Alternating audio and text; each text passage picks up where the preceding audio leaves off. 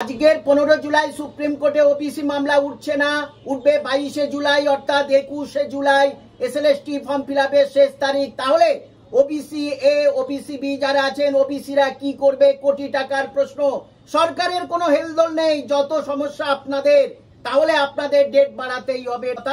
দেখুন, এই জন্যই কলেজে ভর্তি বন্ধ, জয়েন্ট এন্ট্রান্স না, সব ভর্তি বন্ধ, কিন্তু রাজ্য সরকারের কোনো মাথা ব্যথা নেই। আমি সংখ্যালঘু ভাই বোনদের বিশেষ করে বলছি, পাশের রাজ্য বিহার, সেখানে নবম দশম একাদশ দ্বাদশটা টেট পরীক্ষা হচ্ছে, সেখানে কিন্তু বিজেপি জুজু নেই, সেখানে সংখ্যালঘু ছেলেমেয়েরা চাকরি পাচ্ছে। দিল্লিতে ওয়াকফ আন্দোলন করতে বলেছে আপনাদের, কলকাতায় বারণ করেছে। তাহলে 21 জুলাই সংখ্যালঘু ভাই বোনদের অনুরোধ করছি, তারা কি 21 জুলাই যাবেন?